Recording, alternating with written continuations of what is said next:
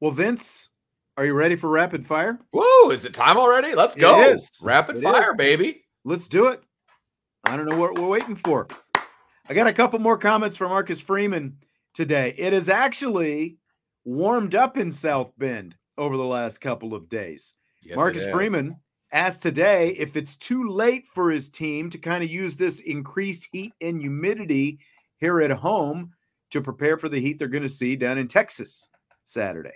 Appreciate the good Lord Almighty bringing the heat here. You know, what else would you want being here at Notre Dame and our mother on top of the Golden Dome bring a little heat on Monday, Tuesday, and probably into Wednesday. But no, it's not too late. We've been preparing for the heat, but now it's not just preparing. Like, you'll feel it, right? You'll feel it out at practice, and it's probably going to be warmer tomorrow during practice than it probably will be for the game. And so it's a great reminder for our players. Like, now you have your routines for hydration and refueling, but now you have to do it with the heat. It's not just, hey, remind you to drink fluids and to, have carbs during these breaks that we have.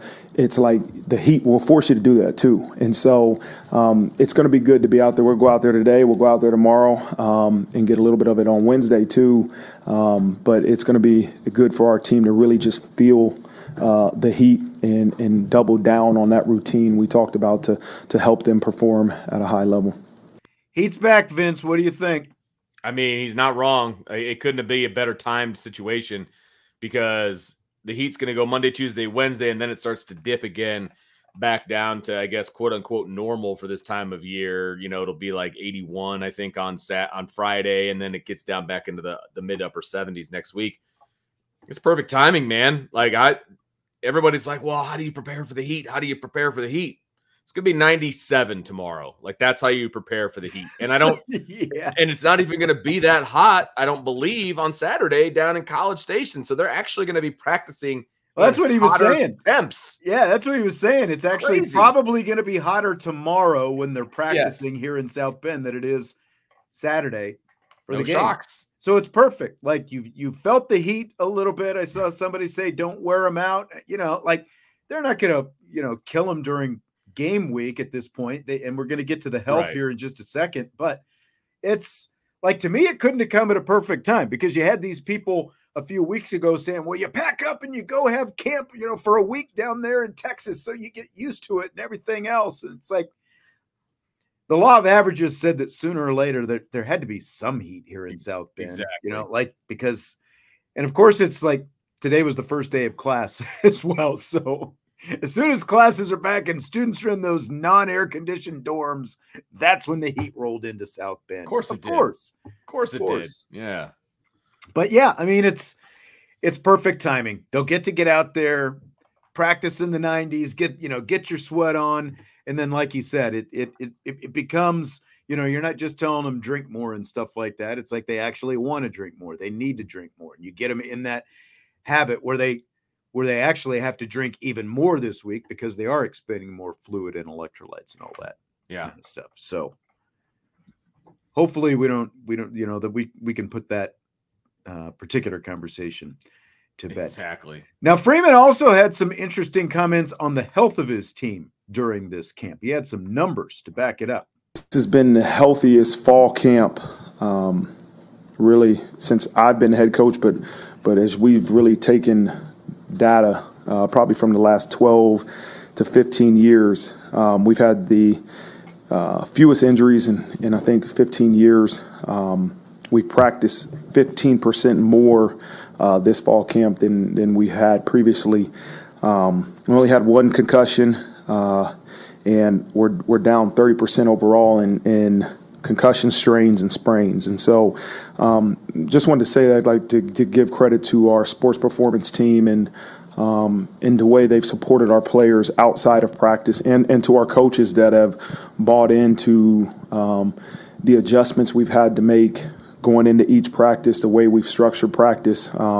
The results have shown that it's been really good. We've practiced more and had less injuries, and that's a great statistic. Practiced more and less injuries. How significant do you think that is? I mean, it's significant in the fact that they had no injury, or I shouldn't say no.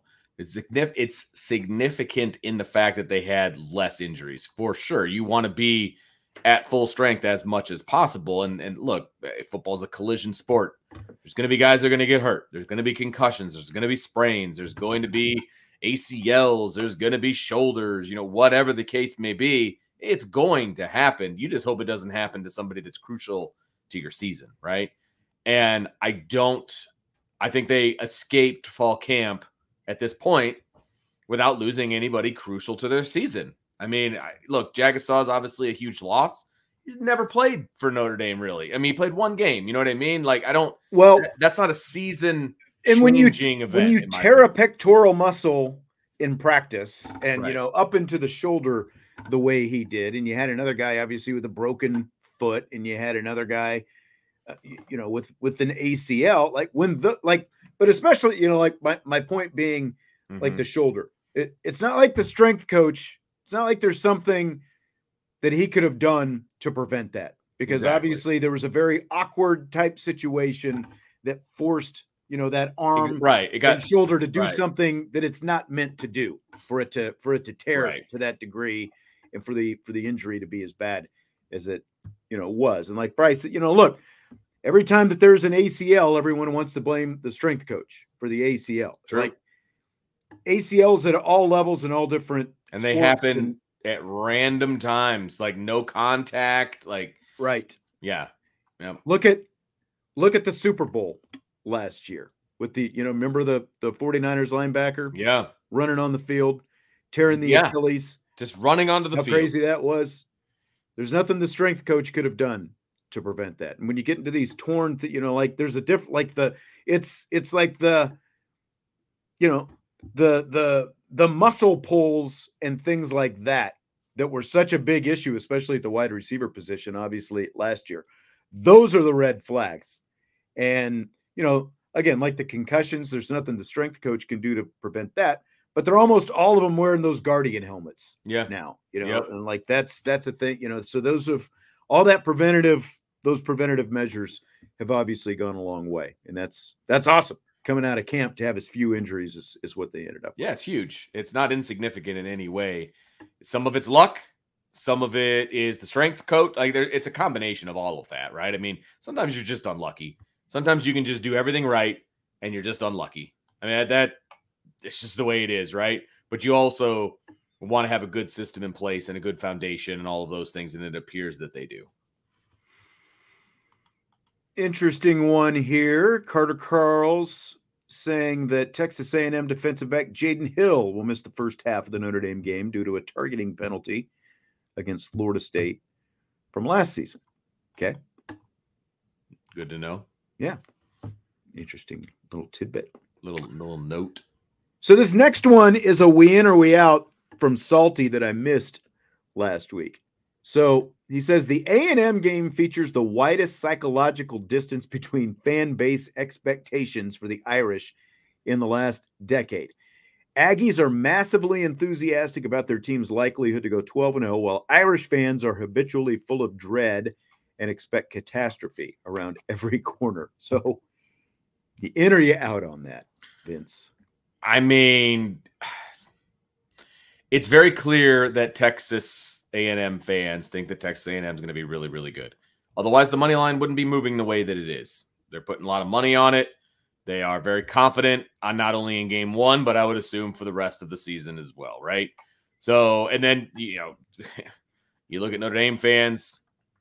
I think Notre Dame fans are only happy like if, somebody, their dog dies and, just anything negative could possibly happen. It's like Notre Dame fans live in a country song. Like, that's how I view a lot of Notre Dame fans. You know what I mean? They just want to be miserable at all times. And only happy when it rains. Yeah, that's seriously. Right. And so I guess that part I agree with, that is the way the fans are looking at it. But man, you got a really good team to root for this year if you're a Notre Dame fan. And hopefully they start to get on board, I guess is the best way to put it. I mean, to me, it seems like, I don't know. There's a wide range, I guess. Like when you look at this from Salty, there's a wide range in what everyone, there are definitely the ultimate pessimists who we have pop in and, you know, like they usually stir things up in our chat room during the show and then either get booted out because they just won't quit or just excuse me, leave on their own. I think for the most part, most Notre Dame fans are pretty optimistic about this season, but the situation with the offensive line has definitely thrown a pretty good wrench into their thinking about this whole thing. I am very, very interested to see how Mike Denbrock deals with the offensive line. You know what I mean?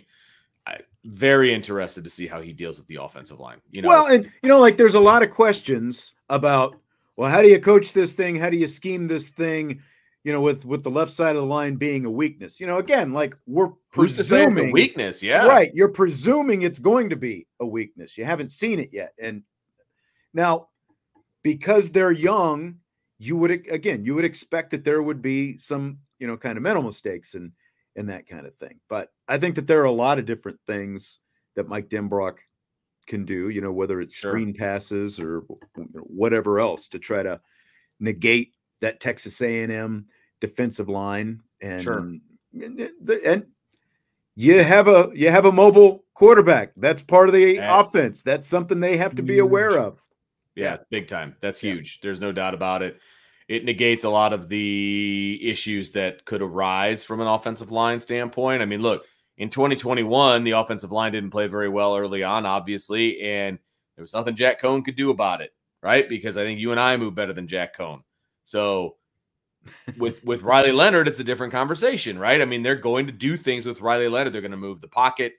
They're going to, you know, have design runs with him. They're going to do a lot of different things with Riley Leonard that's going to negate a lot of that. So again, my point is Mike Denbrock is good. I mean, he's really good at play calling, and he's good at masking negatives with positives. There's a lot of positives, a lot of things to be excited about with this offense. And a lot of people are assuming the offensive line is going to be a problem. Yeah, look, I'm not going to debate with anybody the lack of experience. It's because it's true. That's just facts, right? I'm not going to debate that with anybody. But I think there's a lot of talent on this offensive line too. The question is, can Joe Rudolph get the most out of them as young guys who don't have a bunch of experience? You know what I mean? Can Joe Rudolph do it? We said it at the beginning of the year before Charles Jagasaw even got hurt. This is going to be a big year for Joe Rudolph. And that still is the case. So we'll see what he can do with this group. Yeah. Salty said his question was more about the habitual overexuberance of Aggie fans. I mean, I think that that's always there. But again, you know, like they think that they've got this roster stocked with talent. And there's a decent amount of talent down there that they've got that Jimbo Fisher recruited that he was never able to maximize, but they've been through a lot of coaches over the years, and what ultimately has it got them? You know, now they've got a really good head coach in Mike Elko, and I think that people are just probably overly excited about that and what they think they're going to get, not only in year one, but in game one. Yeah. Right out of the gate against another ranked team. Sure. Yep. No doubt about it. Andre's asking, what's the biggest opportunity for this team outside of winning a national championship? This is a hard one to answer for me because, like, what else is there other than, like, in terms of big opportunities? I mean, winning multiple games in the playoff is a big opportunity for this team. I guess that's true. There's stuff that they haven't done before. Hosting a playoff game? Sure. Absolutely. That's never been done before, right? So there's a lot to play for this team. There's no doubt about it. I mean, look, the biggest opportunity is winning a title. No doubt about that. There's nothing bigger than that. So that's the biggest. And then the next biggest thing would be getting to the championship, right? And then the next biggest thing would be getting to the Final Four. Like, you can just back it off. But any one of those things would be big for this team because they're things that this team has never done before. I'm shaking my head for those listening. For those audio people out there. Yes. Yes. Tommy put this question in a couple of different times. Who decides to go for it first on 4th or 6th? I'll say Marcus Freeman. He's the only one that decides whether you go for it on 4th and 6th. The offensive coordinator's job is to counsel the head coach and be like, hey, we got a great play for the situation. I think we can make it. Or, you know, Marcus Freeman says, look, we need to go for this. And then it's the offensive coordinator's job to come up with a play that will obviously get the job done. But at the end of the day, the offensive coordinator is suggesting things that the head coach gets to make that decision. That's the answer. But then, you know, I was reading it, and that's the way I initially read it as well. You know, like between Freeman and Denbrock, who's making that decision. But he says, who goes for it first? Like, is he saying between Notre Dame and Texas A&M? Yeah. So, okay, yeah, he just snuck that in there. So is it like between Freeman and Elko? I'm going to go with Freeman. Like, Freeman has shown that he's not afraid to go for it on fourth down. I don't know exactly where Elko's confidence is going to be. You know, it's interesting because the way my initial gut thought was that Elko would be that guy because he's got nothing to lose. I mean, yes, he's favored in the betting lines or whatever, but let's be realistic. Notre Dame's the better football team, right? Notre Dame should win this game. So the way, if I'm Mike Elko, I'm in front of the home crowd. I got nothing to lose. Let's do this. Let's go for it. Let's trust my defense. You know, I mean, that's the strength of the A&M team is the defense. I trust my defense to make a play if we don't get it. So I'm going to go with Elko. You're going to go with Elko. See, I just feel like Elko is a little more conservative, and Ant VR's, you know, like he said, he was played scared maybe a little bit against Notre Dame last year. I feel like he's a little more conservative than Marcus Freeman. We know Freeman will go for it on fourth. You know, again, it's like Elko, new offensive coordinator. I mean, basically, it's a whole new team for him. I don't know. You are at home, so you've got that environment and all that kind of stuff. You're coaching your first game against a ranked team at home, high profile, all those different things. I still feel like Marcus Freeman is the one who's more likely. Okay. So I'll go with that. I hope it doesn't come down to a fourth down for Notre Dame. So Georgia Tech knocked off Florida State Saturday in Dublin. Both, of course, are Notre Dame opponents this season. So did the Irish schedule get tougher or easier after the Seminole loss? This is tough because I still think Florida State's going to be a tough team to beat because they are well coached, and I think they're going to regroup, and I think they're going to be fine. This obviously hurts their chances of playing in the ACC championship, but it's still in their hands, right? They still have everything left in front of them, even though they lost game one and it was a conference game. But Georgia Tech is better than I thought they were going to be. Now, I still think they're a little one-dimensional. You know, obviously run the ball over pass the ball. So I'm not necessarily saying as a Notre Dame fan I'm scared of Georgia Tech. And Georgia Tech, if anybody looks at their schedule, Georgia Tech has a tough schedule this year. And that's going to be tough to get up for and play the way they played on Saturday every single game that they play, right? They could be battered and bruised. If they're going to run the ball the way they ran the ball on Saturday, and that's their offense, they're going to be battered and bruised by the time they get to Notre Dame. So I will say it's still the same, in my opinion. I think one got a little better, one got a little worse, maybe, but I think it's still the same. Just going to use this opportunity to say that anyone who is listening this summer heard me say Georgia Tech is going to be a pretty good team this year. Now, I didn't think they were going to beat Florida State, but I did say on Thursday, Florida State was a 10.5-point favorite. And I said, take Georgia Tech on that all day long. And they did. Haynes King, I think I heard Joe Tessitore say what I had said over the summer as well. Something, you know, he might have said, well, somebody said, I don't think it was Tessitore, but somebody said poor man's Riley Leonard. But that's virtually a lot. I didn't say poor man's Riley Leonard, but that's kind of, he's like, a different version of Riley Leonard with the running. I will say this. He's going to have to throw the ball a little bit more if he's going to beat the Notre Dame defense. You know, my gosh. They're not just, he's not just going to be able to run around. They're not just going to be able to pound it. I don't think Florida State was nearly as good as obviously what everybody thought. DJ Uiagalelei Still can't throw the ball deep. I don't know how much the rain affected any of that, but he looked really bad trying to throw the ball deep. And I mean, that's where, if Florida State's offense is going to be anything this year, he's got to be able to hit those deep shots. And he was just not able to do it against Georgia Tech. The other part of this, though, too, is that Georgia Tech defensive coordinator was an assistant for Mike Elko last year at Duke. So, like, you're basically like the defensive scheme that we see this weekend against Texas A&M is going to be pretty much the same scheme that we're going to see when they take on Georgia Tech later this season. I don't think I don't think Florida State is nearly as good as a lot of people thought. Remember, they had a lot of roster turnover. Sure. Georgia Tech is better.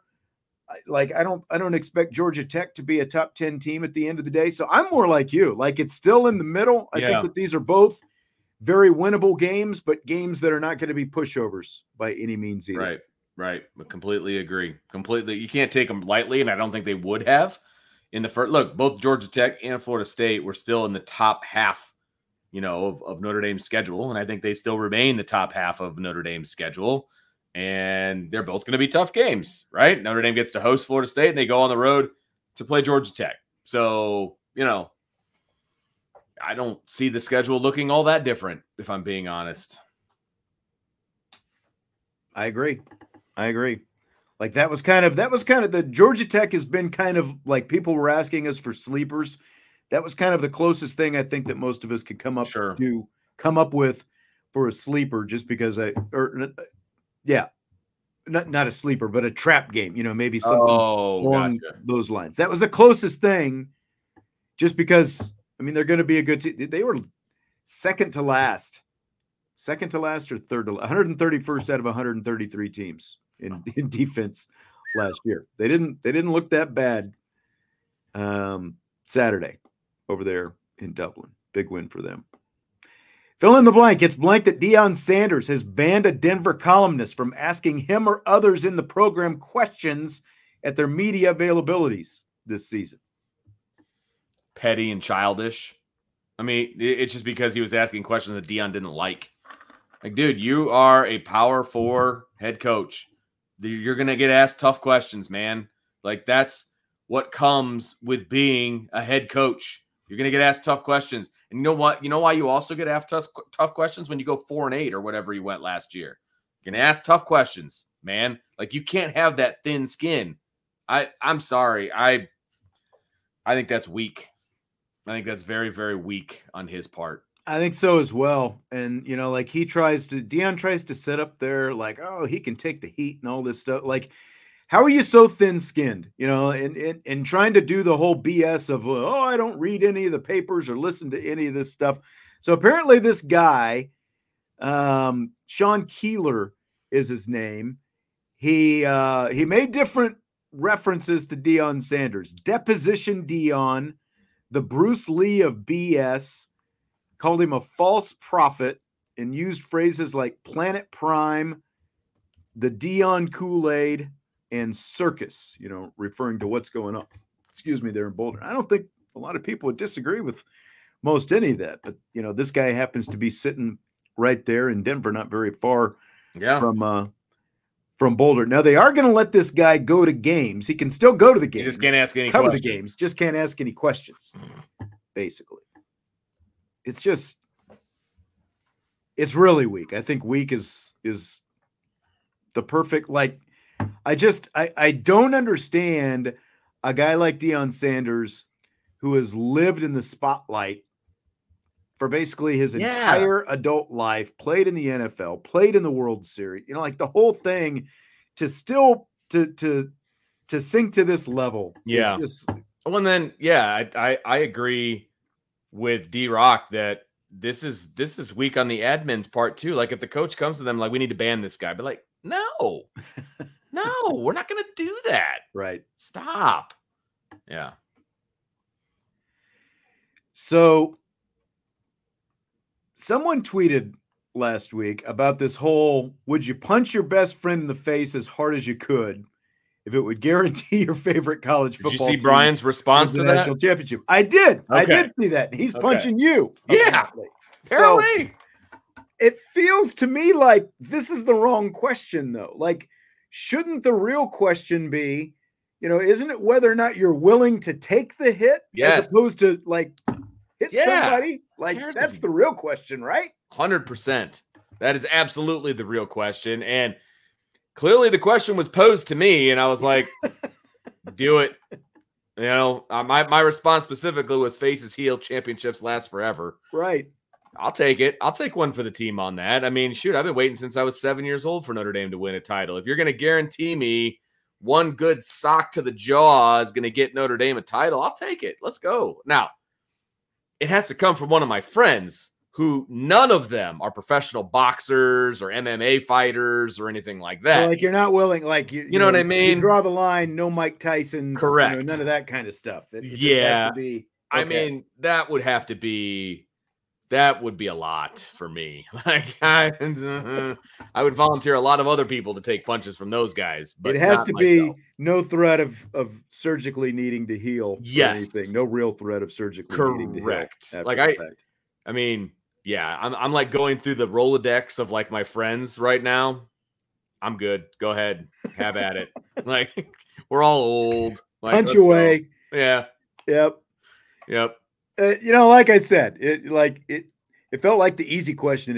Like, oh, would you be willing to punch your best friend? That's not the question. The question is, like, what kind of shot are you willing to take as the recipient of the punch? That's who you need to be asking.